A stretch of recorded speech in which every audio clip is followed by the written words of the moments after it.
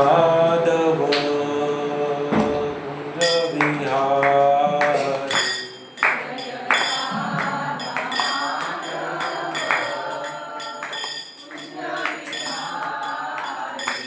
जय राधा माधव कुंज विहारी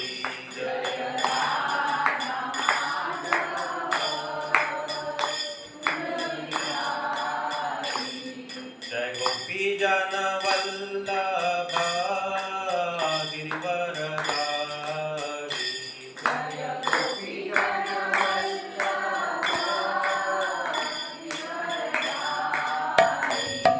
जय गोपी जन वल्लभ गिरिवरधारी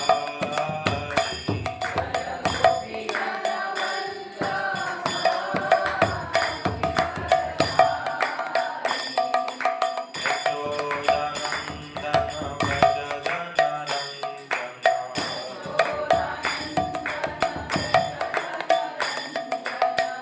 यशोदानंदन व्रज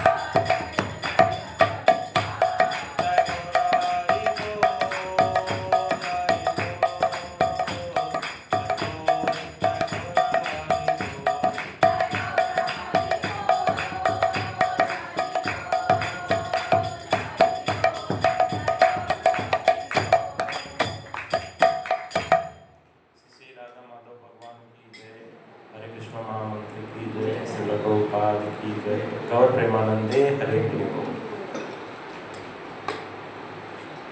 ओम नमो भगवते वासुदेवाय। ओम नमो भगवते वासुदेवाय। ओम नमो भगवते वासुदेवाय। ओम नमो भगवते वासुदेवाय। ओम नमो भगवते वासुदेवाय। ओम नमो भगवते वासुदेवाय। हरे कृष्णा।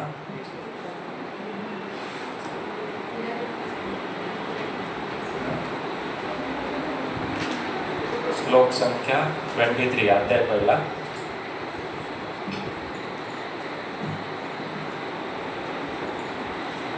यस्मानाम् अवेक्षहं येयते अत्र समागता धातराष्ट्रस्य दुर्बुद्धे युद्धेर्प्रिय च केशवा।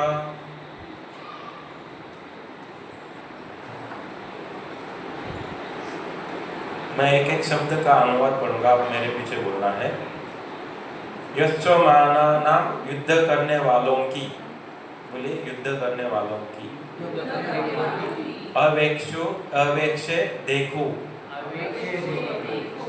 अहम मैं, ए जो, एते वे, अत्र यहाँ, समागताः एकत्र। धातु राष्ट्र से धृतराष्ट्र के पुत्र की। दुर्बुद्धे दुर्बुद्धि, युद्धे युद्ध में, प्रिय मंगल भला, चिकित्सवा चाहने वाले। श्लोक का अनुवाद इस तरह से है। मुझे उन लोगों को देखने दीजिए जो यहाँ पर धृतराष्ट्र के दुर्बुद्धि पुत्र दुर्योधन को प्रसन्न करने की इच्छा से लड़ने के लिए आए हुए हैं। तात्पर्य लिखा है इस डिवाइन ग्रेस श्री भक्ति वेदांत स्वामी श्रील प्रभुपाद की।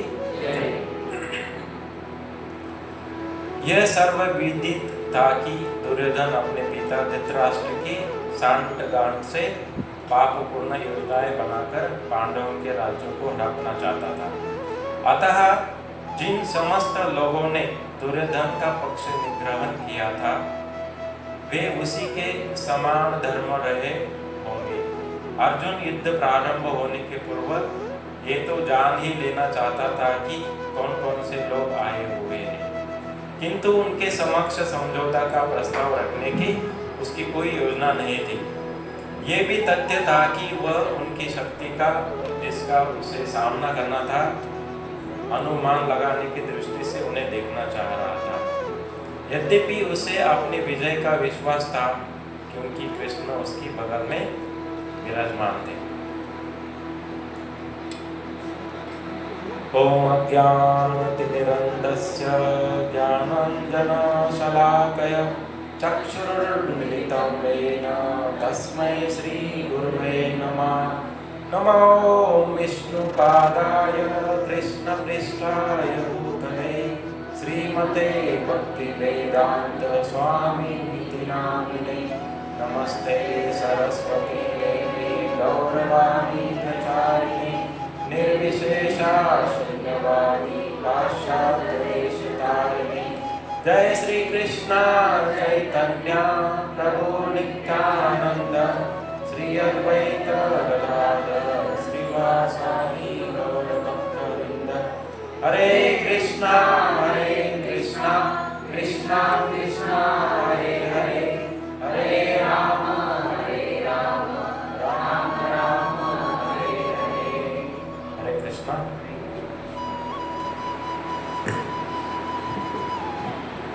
उपस्थित सारे भक्तों का आज के शनिवार सत्संग कार्यक्रम में स्वागत है और आपका बहुत बहुत धन्यवाद है कि आप हमेशा शनिवार के प्रोग्राम को आते हैं। आज के इस श्लोक में हम 2-3 पहलू पर फोकस करेंगे, चिंता या चर्चा करेंगे। यहाँ पे फर्स्ट पॉइंट आता है दुर्योधन का दुर्बुद्धि। सेकंड पॉइंट है भगवान कृष्ण के विराजमान होते हुए अर्जुन की निश्चित जीत। और तीसरा पॉइंट है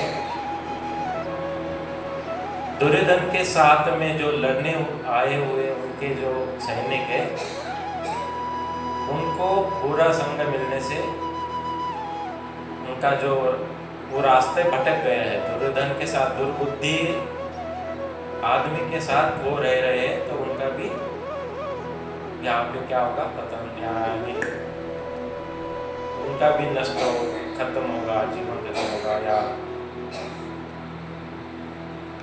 भगवान के दिए हुए रास्ते पर न जाते हुए अधर्म का रास्ता चुना उन्होंने तो उनका अंत कैसे होगा, ये 3 पॉइंट हम यहाँ पे देखेंगे।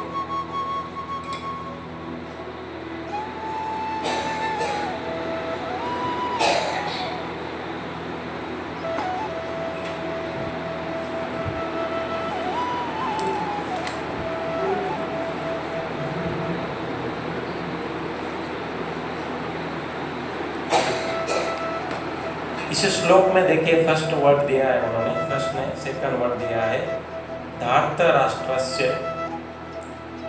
तो हमने वासुदेव एंड वसुदेव, इसका मीनिंग सबको मालूम है, मैंने बताया था। वासुदेव मतलब कौन और वसुदेव मतलब कौन, सभी को याद है। मैंने एक सिंपल तरीका भी बताया था जिससे उनको याद कर सकते हैं। तो वसुदेव यानी भगवान कृष्ण के पिता, और वह को जब हम एक काना डालते हैं वह हो जाता है वासुदेव। तो वो काना जो है वो है कृष्ण। कृष्ण का नाम क्या है, वासुदेव, और कृष्ण के पिता का नाम है वसुदेव। यहाँ पे भी धृतराष्ट्र हम क्या बोलते हैं, धृतराष्ट्र, लेकिन इसमें देखिए इस वर्ड में द्र के बाद एक काना दिया है, धृतराष्ट्रस्य, मतलब धृतराष्ट्र के पुत्र, जिसमें दुर्योधन है, उसका बुद्धि दुर्बुद्धि हुआ है। तो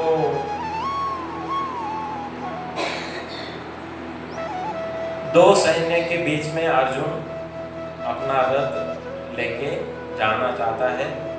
भगवान कृष्ण को बोल दिया मेरा रथ दोनों सैन्य के बीच में ले लो और मुझे कौरवों की सेना देखनी है, जो अधर्म के साथ जा रहे हैं और जिनको ये पूरा राज्य साम्राज्य चाहिए। हमने तो सिर्फ मांगा था 5 गांव, लेकिन दुर्योधन एक सुई का जो नोक होता है उसका ऊपर का जो निडल का टिप, उतना भी वो जमीन नहीं दे रहे थे पांडवों को रहने के लिए। तो पांडवों ने निश्चित किया युद्ध करेंगे। हालांकि पांडव नहीं चाहते थे युद्ध हो जाए, लेकिन अगर क्षत्रिय का एक धर्म होता है, अगर कोई ललकारता है तो उसको उसके साथ फाइट करना चाहिए, क्षत्रिय का एक धर्म है। तो उसी तरह से पांडव भी आ गए कुरुक्षेत्र में, उस तरफ से कौरव आ गए। यहाँ पे एक पॉइंट मुझे स्पेशली बोलना है कि जो हमारा नहीं है उसके लिए हम लड़ रहे हैं। जैसे कि ये प्रकृति, माया, ये सब भगवान ने बनाई है। भगवान इस सारे जगत के स्वामी है, जितने भी प्लैनेटरी सिस्टम है, ब्रह्मांड, सारे अनंत कोटि ब्रह्मांड के स्वामी है, देवी देवताओं के स्वामी है। एक सृष्टि का निर्माण किया है, सृष्टि के अंदर लिविंग एंटिटी, जीवा है, एनिमल्स है, सब कुछ भगवान ने बनाया है। हमारा क्या है, हमारा शरीर भी नहीं है, जब छोड़ेंगे तो इसी मिट्टी में मिल जाता है, हमारा कुछ भी नहीं है। तो यहाँ पे श्रील प्रभुपाद ऐसे बता रहे हैं, तेन त्यक्तेन बुद्धिन्ता मां ग्रदा कस्यचित् धनम। तेन त्यक्तेन बुद्धिन्ता मां ग्रदा कस्यचित् धनम। इसका मतलब ये हुआ कि जो मेरे बस का नहीं है, जो मेरे हक में आता नहीं है, जिसका मैं मालिक नहीं हूँ, उस प्रॉपर्टी पे आप कब्जा मत करो। अगर सपोज मैंने मेरा घर छोड़कर किसी और के घर में जाके रहने लगा तो क्या होगा, ऑब्वियसली कॉन्फ्लिक्ट होगा, झगड़ा होगा। मैं उस घर का मालिक नहीं हूँ, इवन मेरे घर का भी मालिक मैं नहीं हूँ। एक बार श्रील प्रभुपाद लेक्चर दे रहे थे, बोल रहे थे कि हमें बहुत सारे मंदिर का निर्माण करना है। तो किसी भक्त ने पूछा कि प्रभु जी ठीक है, मंदिर बनाएंगे, बहुत सारे ब्रह्मचारी बनेंगे, पुजारी रहेंगे, ब्राह्मण रहेंगे, लेकिन फिर गृहस्थ फैमिली का क्या? तो श्रील प्रभुपाद बोले गृहस्थ फैमिली को, हर एक फैमिली को आपने घर में दीदी विग्रह मतलब विग्रह लाकर मंदिर में रखकर उनकी पूजा करना है, तो घर क्या होगा? मंदिर बन जाएगा। घर जो है भगवान का हो जाएगा। अगर आपको किसी ने पूछा है कि ये आपका घर है क्या, हम डिवोटी को बोल सकते हैं ये मेरा घर नहीं है, भगवान का घर है, भगवान इस घर में विराजमान है। तो ऐसे भगवान का ये घर होते हुए हम उसके मालिक नहीं है, हम तो सिर्फ रखवाले मतलब इस घर का देखभाल करने वाले हैं। हम एक निमित्त मात्र है, इंस्ट्रूमेंट है, एक साधन है, बस घर में रहते हैं, भगवान के घर में रहते हैं। तो भगवान को हमें धन्यवाद देना चाहिए। तो यहाँ पे प्रभुपाद बोल रहे हैं कुरुक्षेत्र में इतने सारे सैनिक जमा हुए जिनका काली मात्र इस कुरुक्षेत्र के पूरे साम्राज्य जैसे कुछ भी उनका प्रॉपर्टी नहीं था। वो किसी के छोटे पार्ट का भी मालिक नहीं थे। लेकिन ऐसे कुरुक्षेत्र में जमा हुए लोग इस प्रॉपर्टी को, देश को, राज्य को जिताने के लिए लड़ रहे हैं। ऐसे लोग मूर्ख लोग हैं, दुर्बुद्धि लोग हैं।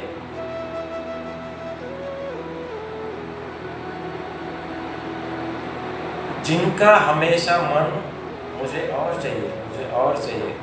जैसे पिछले क्लास में शायद मैंने बताया होगा, एक बंगला है तो हमें दूसरा चाहिए, दूसरा है तो हमें तीसरा चाहिए, फिर एक बंगला हो गया, दूसरा हो गया, तीसरा हो गया, फिर गाड़ी चाहिए, एक गाड़ी हो गई, अभी फैमिली कार चाहिए। कुछ लोग ऐसे हैं कि मैं जब अकेला जाऊंगा तो मेरा जो छोटा वैगनर या अल्टॉस रहेगा उसमें जाऊंगा।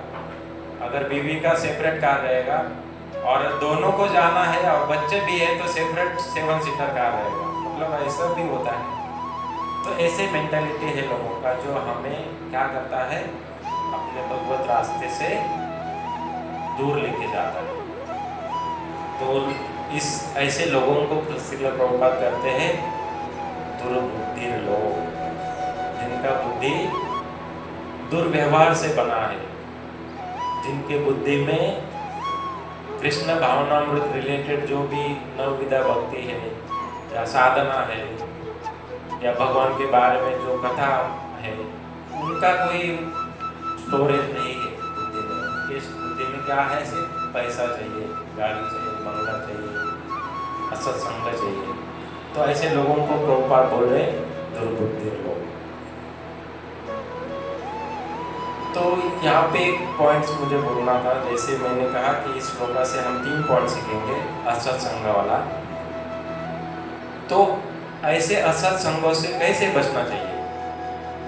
तो हमें क्या करना चाहिए?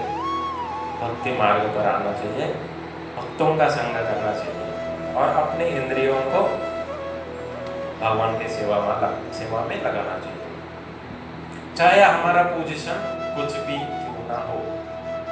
जैसे दुर्योधन देखा जाए तो उस साइड में किंग था, भले धृतराष्ट्र किंग था, लेकिन सेनापति सबको लेके आके दुर्योधन लड़ रहा था, वो उसका पोजीशन था। लास्ट क्लास में मैंने बताया कि कर्ण के रथ पर सारथी चाहिए था, सारथी नहीं मिल रहा था, तो एक राजा को बोला आप सारथी बनो। राजा बोल रहा है मैं तो राजा हूँ, मेरा पद राजा है, मैं कैसे इसका सारथी बनूं? फिर दुर्योधन देखो कितना कपटी है, उसने भगवान कृष्ण का एग्जाम्पल दिया। देखो कृष्ण जो है ना, इस जगत के स्वामी होते हुए भी अर्जुन का सारथी बना। तो राजा बोलता है कि मैं सारथी बन जाता हूँ। और दुर्योधन इतना हद तक गया था कि वो मतलब पूरा कपटी था। एक बार ऐसा होता है कि द्रोणाचार्य क्या करते हैं, जब इनका वनवास खत्म हो जाता है पांडवों का, तो नहीं वनवास खत्म नहीं होता है, वो जस्ट मतलब नए जैसे कि शिक्षा प्राप्त की गई है और पहले वो दूसरे जगह पे रहते थे और नए क्या हुए, हस्तिनापुर पे आ गए, हस्तिनापुर में, और कौरवों के साथ रहने लगे। तो उनमें हमेशा कंपटीशन चलता था, युद्ध में मैं जीतूंगा या धनुर्युद्ध में मैं जीतूंगा, मैं इस तरह से इस चालाकी से मैं ऐसा कर्तव्यकारी दिखाऊंगा, जंगल में जाऊंगा अकेले, कुछ लेके आऊंगा। वो हमेशा दुर्योधन क्या करता था, मैं कितना बड़ा हूँ दिखाता था। तो एक समय ऐसा हुआ कि उन्होंने डिसाइड किया कि हम एक दूर जगह पर जाएंगे और वहां से जितने भी है कौरव पांडव, वहां से हम क्या करेंगे, हस्तिनापुर के गेट तक या उसके अंदर सबसे पहले कौन पहुंचता है, रीच होता है, वो ऐसा शर्त लगाया उन्होंने। तो सब ऐसे घोड़ों का जो रथ या टांगा रहता है उसमें बैठ गए। तो वहां से शर्त चालू हो गया, सब अपना अपना जो घोड़ा था तो जोर जोर से दौड़ाने लगे। और जो 5 पांडव थे उनके पास अकेला सिंगल घोड़ा नहीं था, घोड़ों के साथ वो टांगा भी था जो रनिंग में फास्ट होता है। मोस्ट ऑफ द शर्यत ऐसा था कि 2 घोड़े आगे रहेंगे और उनका वो टांगा। तो उनके कंपटीशन में गांव में से वो जाते हैं, कुछ लोग कुचलते हैं, कुछ गाय या कुचलती है, सब जगह ऐसा हौदास, मतलब सब जगह ऐसा सिचुएशन क्रिएट होता है, एकदम टेंस वाला सिचुएशन। आगे क्या होगा, इतने जोर से ये जा रहे हैं। तो इनको ये समझ में नहीं आ रहे थे कि हम किस तरफ भटक रहे हैं। और एक समय ऐसा आता है कि एक नदी के साइड से जब गुजरता है तो दुर्योधन क्या करता है, उसके हाथ में मतलब टांगे में एक भाला था। वो क्या करता है, वो भाला निकलता है और भीम का जो टांगा है उसके पहिए में डाल देता है। जैसे ही वो भाला उसमें अटक जाता है, उसका टांगा पलटी हो जाता है और वो गिरकर नदी में डूब जाता है। तो दुर्योधन ने ऐसा एक भी क्षण नहीं छोड़ा कि पांडवों को कैसे हराया जाए, उनको कैसे पहुंचाया जाए। और ये सब हस्तिनापुर में पहुंच जाते हैं द्रोणाचार्य के सामने। और द्रोणाचार्य देखता है, अरे सब आ गए, भीम किधर है। तो फिर अर्जुन को पता चलता है ये कपट दुर्योधन का है। तो वो उसी रास्ते से वापस चलने लगते हैं। वो देखते हैं कि यहाँ पे टांगा गिरा है, घोड़े ऐसी दौड़ रहे हैं। फिर वो पानी में छलांग लगाता है और भीम को बाहर निकलता है। और भीम सच में बोल देता है दुर्योधन ने किया था यहाँ पे। तो दुर्योधन ऐसा कुछ भी छोड़ता नहीं जैसे कि वो पांडवों को हरा सके। मद्र नरेश नाम का एक राजा था जो कि माद्री का भाई था। माद्री के 2 पुत्र थे, सकुल एंड नकुल एंड सहदेव। ये 2 पुत्र थे माद्री के। और माद्री के भाई का नाम था मद्र नरेश, जो अभी बना है मद्रास और उसके बाद बन गया चेन्नई। तो ये जो मद्र नरेश था वो भी अपने जगह पे बहुत बड़ा शक्तिशाली राजा था। और इस युद्ध के समय कुरुक्षेत्र में जो युद्ध होने वाला था महाभारत का, उस युद्ध में मद्र नरेश पांडवों की मदद करना चाहता था। तो वो अपना गांव छोड़कर सारे सैनिकों को लेके आया कुरुक्षेत्र में। लेकिन जब कुरुक्षेत्र के अंदर वो घुस गया, मतलब उनके टेंट में, तंबू में, तो वो गलती से दुर्योधन के तंबू में चला गया। और दुर्योधन के तंबू में चला गया। मद्र नरेश को ये मालूम नहीं था कि ये दुर्योधन का तंबू है। दुर्योधन तब तक वहाँ पे नहीं था। तो बाकी जो लोग थे सेवा करने वाले, उन्होंने बहुत अच्छी तरह से उसका सेवा किया मद्र नरेश का। और वो भी खुश हो गया, अरे कितना अच्छा मेरा पाहुनचार हो रहा है, कितने सारे लोग हैं, खाना टाइम पे दे रहे हैं, कोई लोग मसाज कर रहे हैं, एकदम खुश हो गया। और एकदम अंत में दुर्योधन अंदर आ जाता है। तो दुर्योधन को बोलता है, मतलब दुर्योधन उसको बोलता है, अब तक आपने 2-3 दिन वॉटेवर बहुत अच्छी तरह से हमारे लोगों से सेवा करवाया आपने। आपका अभी ये कर्तव्य बनता है कि आप मेरे साथ युद्ध में शामिल हो जाओ। फिर मदर नरेश को दुर्योधन का साथ देना पड़ता है। इस तरह से दुर्योधन बहुत ही कपटी था। हर मोमेंट पे वो चाहता था कि कितना मेरा सैन्य बढ़े, किस तरह से सैन्य बढ़ाऊं, किस तरह से पांडवों को मैं मारूं या उनके साथ कपट करके उनको खत्म करूं। तो आगे यहाँ पे बोल रहे हैं श्रील प्रभुपाद कि ऐसे असंगत लोगों से अगर बचना है तो हमें भक्ति का मार्ग स्वीकारना चाहिए। अभी भक्ति मतलब क्या? मेरा एक कोई पोजीशन है, मैं एक बड़ा राजा हूँ, एक मैनेजर हूँ, मैं एक कंपनी का सीईओ हूँ, और ये होने के नाते मुझे क्या करना है, जितना सैलरी आता है वो सैलरी घर पे लेके जाना है, कुछ बैंक में डालना है, और बचे हुए सैलरी से मुझे मौज मस्ती करना है, बाहर जाना है, मूवी देखना है, इसमें डांस में रेस्टोरेंट बार होता है उधर जाना है, ऐसे जगह पे जाना है। क्योंकि मेरा पोजीशन है ना, मैं सीईओ हूँ, मैं एक मैनेजर हूँ, मैं एक सुपरवाइजर हूँ। तो इस हिसाब से अगर हम देखेंगे पोजीशन को लेकर अगर हम भक्ति करेंगे तो वो कभी आगे नहीं बढ़ेगा। तो प्रभुपाद कहते कि आप भक्ति को साइड में रखो।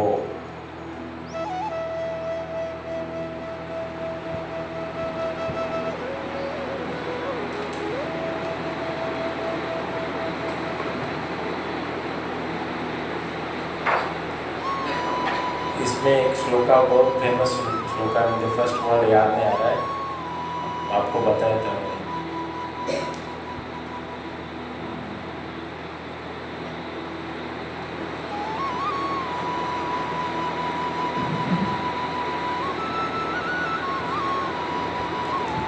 भक्ति बिना, भक्ति को छोड़कर एकदम फेमस होता है।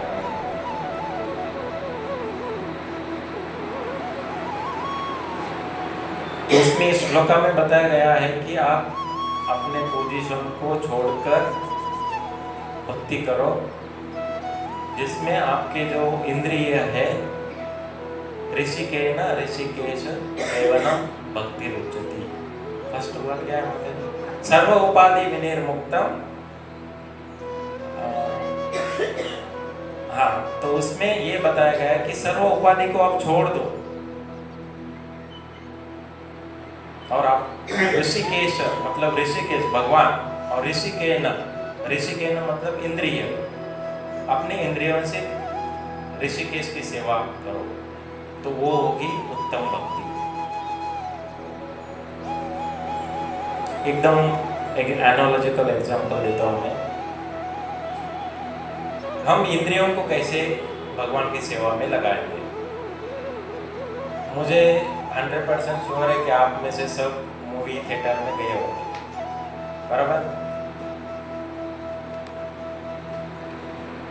वो कितने होशियार लोग हैं, देखो मूवी थिएटर में जाने के बाद सबसे पहले हमें उस स्क्रीन को देखना होता है, तो हमारी इंद्रिय कहाँ आकर्षित होनी चाहिए, ध्यान कहाँ लगना चाहिए? स्क्रीन पर। तो इंद्रियों को काबू में रखने के लिए सारे लाइट ऑफ कर देते हैं। क्या होगा?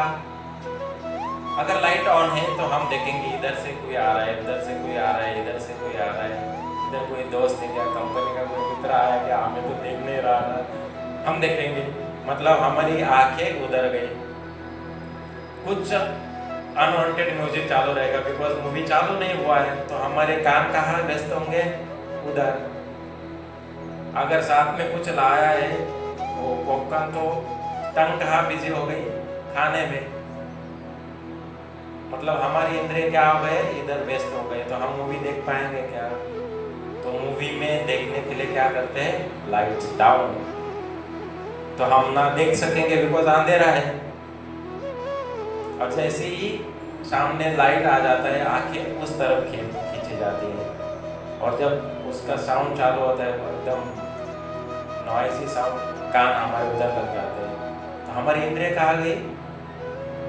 उस मूवी के स्क्रीन पर एंड उसके साउंड पर। तो अपनी इंद्रियों को उन्होंने कैसे काबू में किया? इंद्रिय हालांकि हमारे ही है, कंट्रोल कौन कर रहा है?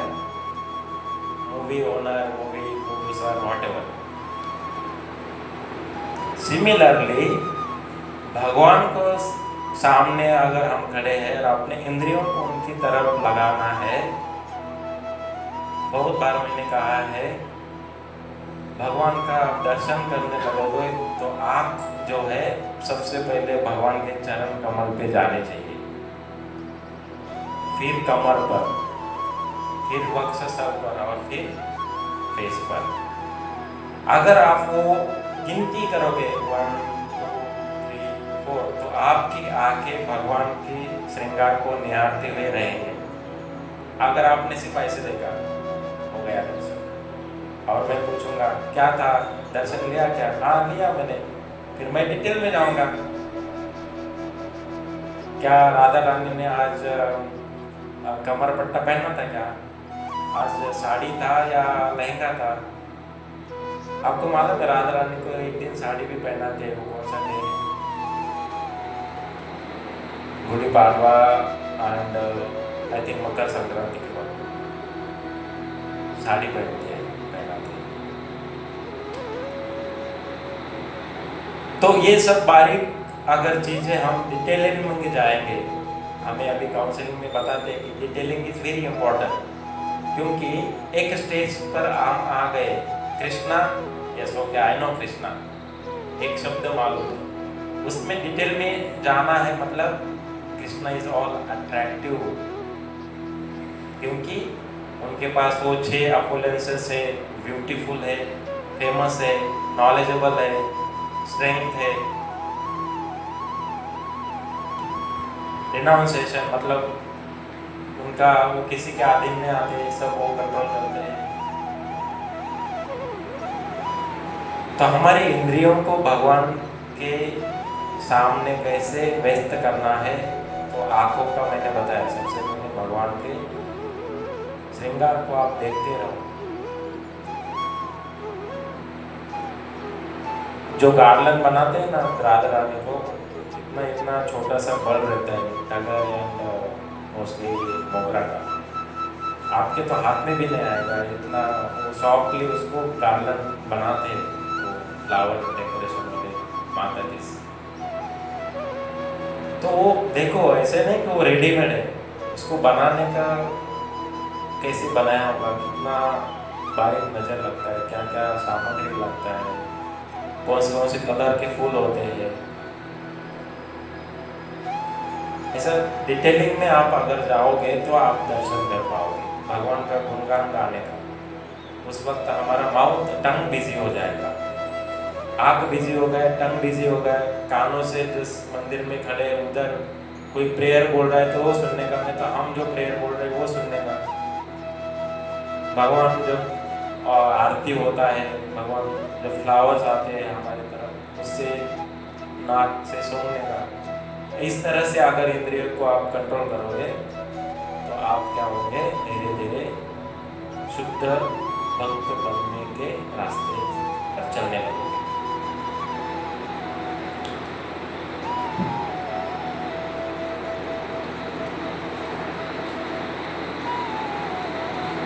श्रील प्रभुपाद और एक पॉइंट यहाँ पे बताते, ये जो मूर्ख लोग हैं जो दुर्योधन को साथ दे रहे हैं, उनको धर्म मालूम नहीं है, उनको धर्म की व्याख्या भी मालूम नहीं है। और श्रील प्रभुपाद यहाँ पे बताते हैं कि जो भगवान के इंस्ट्रक्शंस को फॉलो करता है उसे धर्म कहा जाता है, और जो इसको फॉलो नहीं करता है उनको मूढ़ा मतलब मूर्ख कहा जाता है। तो ये मूर्ख का जो है ना, इसमें हम 2 एग्जाम्पल, अपोजिट एग्जाम्पल वो देखेंगे। गधे का एग्जाम्पल बहुत बार मैंने बताया है कि गधा जो है इधर वो मूर्ख है या तो उसको मूर्ख बनाते हैं हम लोग। वो मूर्ख कैसा है, वो मालिक की सेवा करता है, ये सोचकर कि रात का खाना मुझे मिलेगा। मैं अगर मालिक का जो भी वेट रहेगा, कपड़ा या वॉटेवर सामग्री मेरे पीठ पर लेके जाऊंगा, यहाँ से वहाँ तक डालूंगा, रिटर्न आऊँगा, शाम को 2 रोटी मिलेगा। ये है गाड़ो डॉगी का थिंकिंग पावर। तो एक समय ऐसा आता है कि ये एग्जांपल मैंने दिया है, वो सबसे स्टार्टिंग में क्या होता है, गधे के पीठ पर इनिशियली मिट्टी का बोरी भराया जाता है, मिट्टी नहीं, अपना नमक। वो आसानी से उसको नदी से उस तरफ लेके जाता है, बिकॉज नदी से जाते हुए क्या होता है, थोड़ा नमक पिघल जाता है तो हल्का हो जाता है, वो बहुत खुशी से काम करने लगता है। डेली एकदम बिना मालिक के वो इधर से उधर जाता रहे, एम्प्टी बैग भी लेकर वापस मालिक के घर पे आता है, without any direction and all. उसको क्या लगता है, अरे सिंपल काम है, मैं अभी इधर जाता हूँ, वापस आता हूँ, रोटी खाता हूँ, बस। दूसरे तीसरे 4 दिन निकल गए, 5वां दिन ऐसा आया, मालिक ने क्या किया, कॉटन का वो नहीं दे दिया, कॉटन क्लोथ्स और व्हाटएवर। और स्टार्टिंग में बहुत हल्का था, अरे बोला ये तो बहुत हल्का है। वापस वो उस रिवर से चलने लगा, जैसे ही पानी में गया सब कॉटन क्या हो गया, गीला हो गया, इतना गीला हो गया, इतना वेट बढ़ गया, वो नदी के तट पर भी ना पहुंच पाए। तो ऐसा ही ये गाड़ो क्या मतलब डॉन्की का जो थिंकिंग है वो लिमिटेड है, उसका सिर्फ इतना ही सेंस है, रात का खाना मिलेगा, ये काम करो, बाकी वो कुछ नहीं सोचता है, इंटेलिजेंस पावर नहीं है, इसलिए वो मूर्ख है। दूसरी ओर देखो, इसी गधे का यूज करके प्रीचिंग कर रहे हैं कुछ लोग।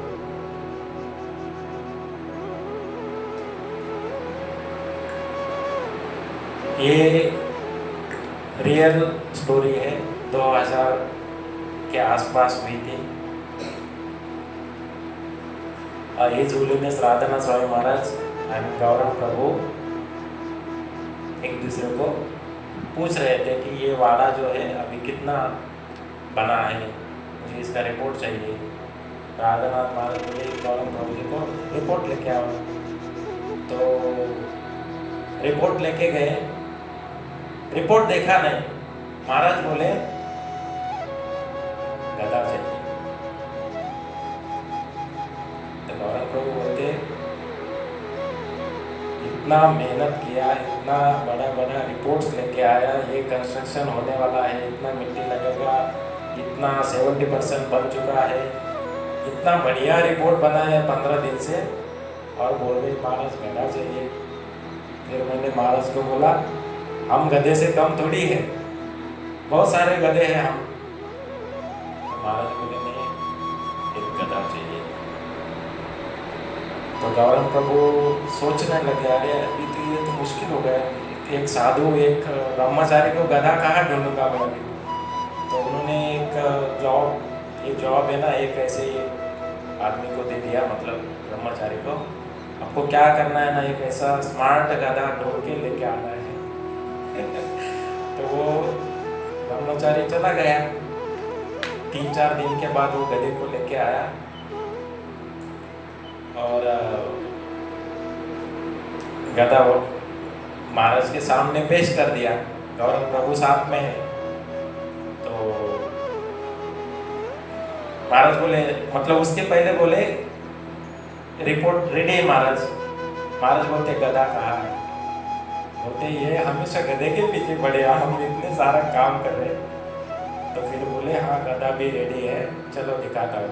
फिर वो दोनों उस आंगन में चले गए जहाँ गधा खड़ा था, और फिर गौरव प्रभु बता रहे ये गधा है, ये ब्रह्मचारी ने इसका मदद किया लेके आने के लिए, और अभी देखिए यहाँ पे खड़ा है, आप तो रिपोर्ट देखिए। बोलते रिपोर्ट देखता हूँ, पहले ये मेरा रिपोर्ट बनाएगा, आप देखो। तो मैं IIT पास आउट हो और ये गधा कैसे रिपोर्ट बनाएगा। तो महाराज बोले ठीक है देखो तो सही। तो तो महाराज उस गधे के पास जाते हैं। गधा क्या होता है, उधर से दौड़ जाता है, आगे भाग जाता है। तो महाराज बोलते ये भाग क्यों गया? तो गौरव प्रभु बोलते मैं गधा थोड़ी हूँ, मुझे कैसे मालूम क्यों भाग अगर गधा होता तो मैं समझ जाता है भाग क्यों रहा है। तो बाद में फिर पता चलता है, महाराज बोलते हैं कि ऐसा ही होगा, इसके पहले लोकेशन पे इसको हमारे जैसे लोगों ने बहुत छल किया होगा, इसलिए कोई भी आदमी नजदीक आता है तो भाग जाता है। ये सारा एक्सपीरियंस वो पिछले लोकेशन पे किया था, इसलिए अभी वो कर रहा है, वो हमें देखकर भाग रहा है। इसके लिए क्या करो, आप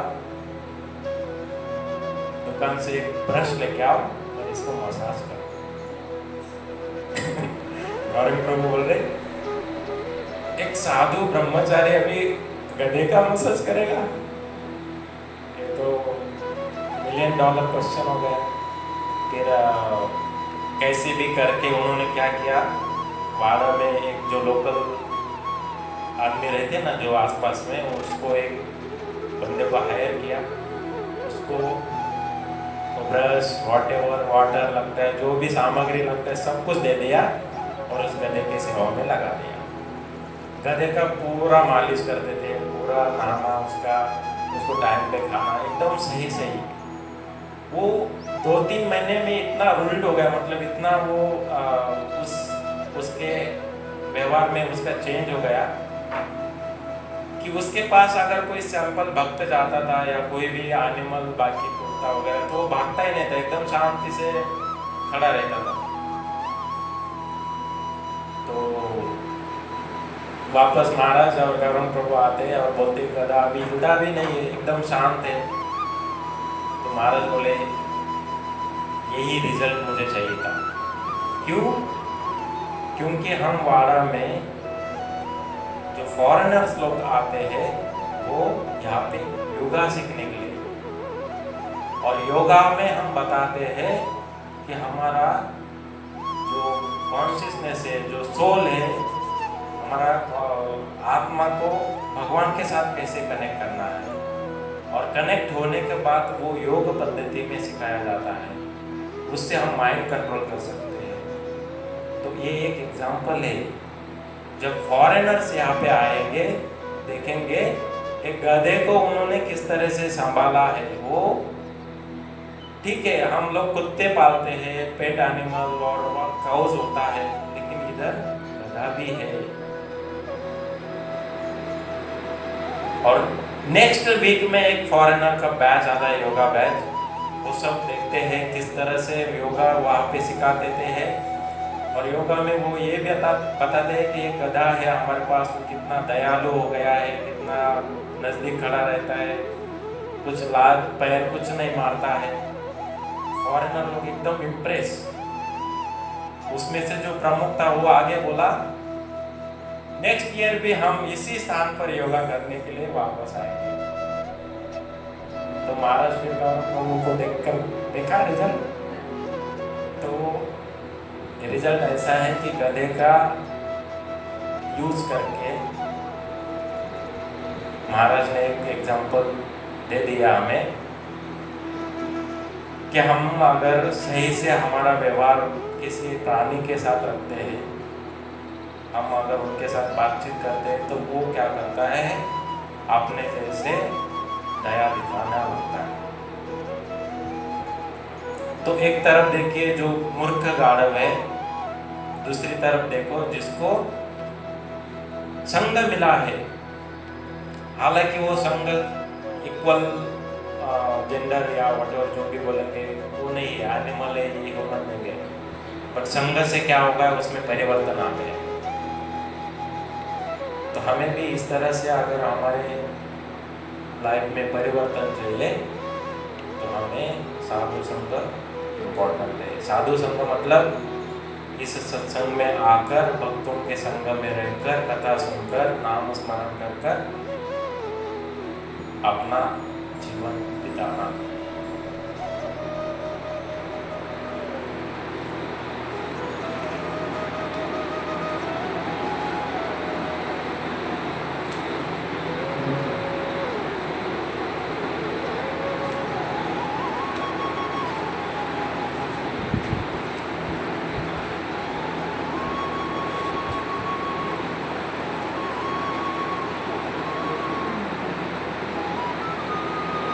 तो यहाँ पे देखा हमने कि कैसे एक तो दुर्योधन और दुर्योधन के जो साथी है वो कैसे दुर्बुद्धि है।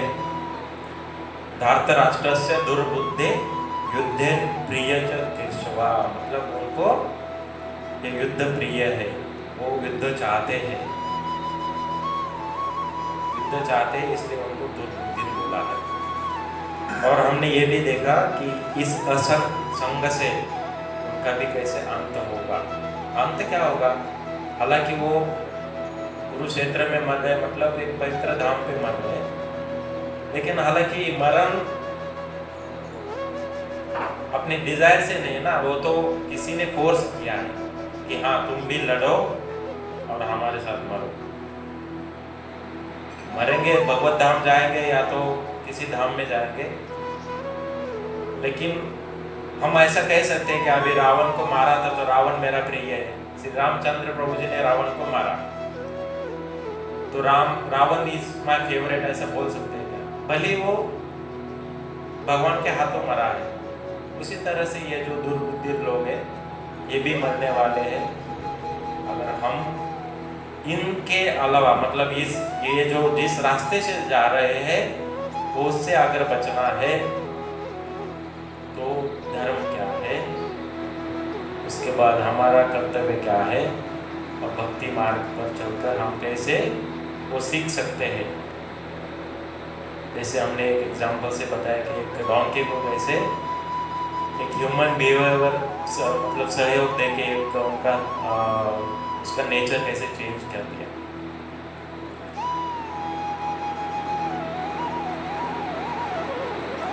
तो लास्ट में एक पॉइंट है यहाँ पे श्रील प्रभुपाद बताते हैं कि who is intelligent person. Intelligent person यानी कि अर्जुन, एग्जाम्पल में देखते तो अर्जुन ने क्या बोला, मुझे आपकी 11 औक्षणी सेना नहीं चाहिए। एक्चुअली एक औक्षणी सेना मतलब आई थिंक कुछ तो लाखों सैनिक रहते, वो भगवान कृष्ण की थी, वो उन्होंने मांगी दुर्योधन ने, और अर्जुन ने क्या मांगा, जैसे पाप चाहिए कृष्ण। तो इंटेलिजेंट पर्सन का एग्जाम्पल्स मैं बता रहा हूँ। जो हमें मिला है उसी को यूज कर उसमें समाधान पाएगा। जो हमारे बस में नहीं है उसके पीछे नहीं दौड़ना। First point. सेकंड पॉइंट, जो भगवान के बारे में जानने के लिए हमेशा उत्सुक रहता है, भगवान की कथा हो या भगवान के गुणगान हो या भगवान के श्रृंगार के बारे में हो या भगवान के भक्तों के बारे में हो, भगवान के मंदिर जिस लोकेशन पे उनकी जानकारी रखना हो, तो ऐसे नॉलेज जो ग्रहण करता है अपने अंदर लाता है वो है इंटेलिजेंट पर्सन। तो यहाँ पे हम देखेंगे कि भगवान अर्जुन ने कैसे किस तरह से चॉइस किया भगवान कृष्ण का।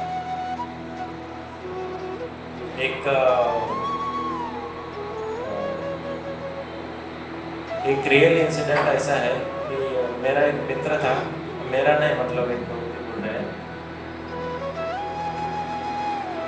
उसने क्या किया कि टीवी का एक चैनल सब्सक्राइब कर लिया जिसमें स्पोर्ट्स वगैरह कुछ चल रहा था, स्पोर्ट एक्टिविटी।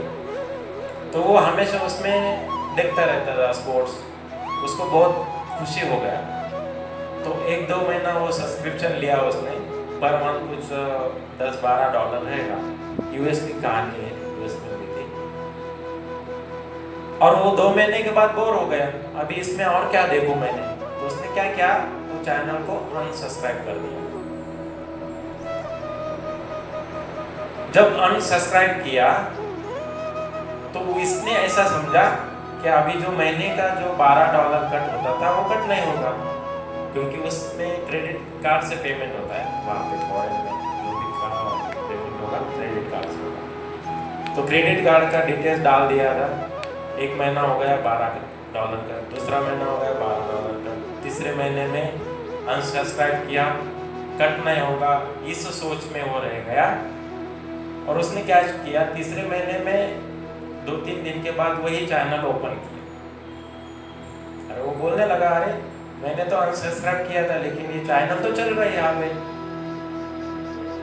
तो शायद मुझे कुछ तो डिस्काउंट मिला होगा। वो देखते रह गया। उसने 1, 2, 3, 4 महीने वो ऐसे ही देखा। बाद में क्रेडिट कार्ड का बिल देखा तो सबसे सारे महीने का $12 कट हो रहा था। उसने फ़ोन किया उधर चैनल वालों को।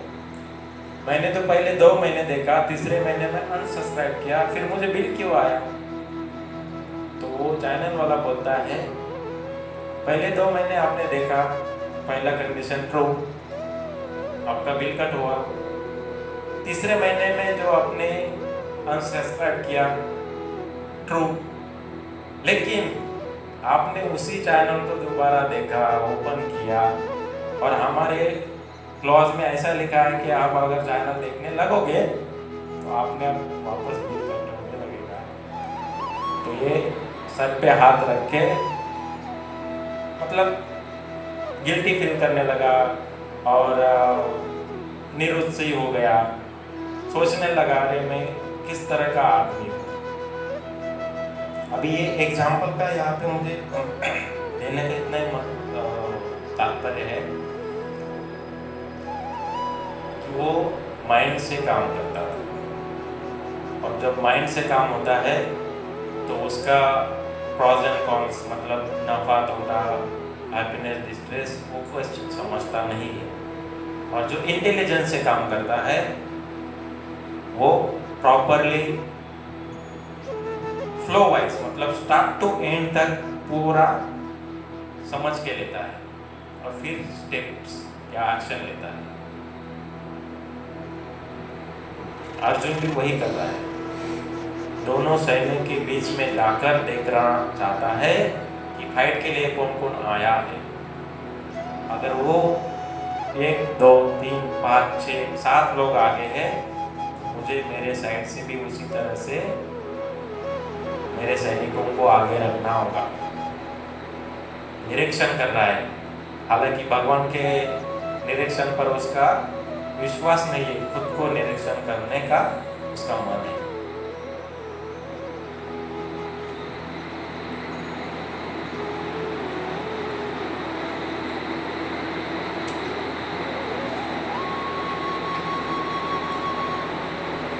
और यहाँ पे हम देखेंगे कि श्लोका से हमने 2 या 3 पॉइंट देखे। दुर्बुद्धि, जिनका बुद्धि खुद का नहीं है, जिनको मन कंट्रोल करता है, उनका अंत में क्या होगा। और ऐसे लोगों से बचना है, ऐसे असत संग से अगर बचना है, साधु संग इम्पोर्टेंट है। और दूसरा पॉइंट, जो हमारे बस में नहीं है, जो हम उसके मालिक में है, उसके पीछे भागना मतलब विफल भी है और मूर्खता भी है। श्रील प्रभुपाद स्ट्रेट फॉरवर्ड बताते हैं, accept only what is given to you, don't encroach upon others property. जो तुम्हें मिला है उतना ही तुम एक्सेप्ट करो, तुम ले लो। दूसरों के प्रॉपर्टी पर हाथ डालना, नजर डालना सही नहीं है। अगर आप ऐसा करते हो एंड और चाहिए और चाहिए और चाहिए, तो आप दुर्बुद्धि कैटेगरी में होते हो, मोड़ जाते हो या गिरते हो।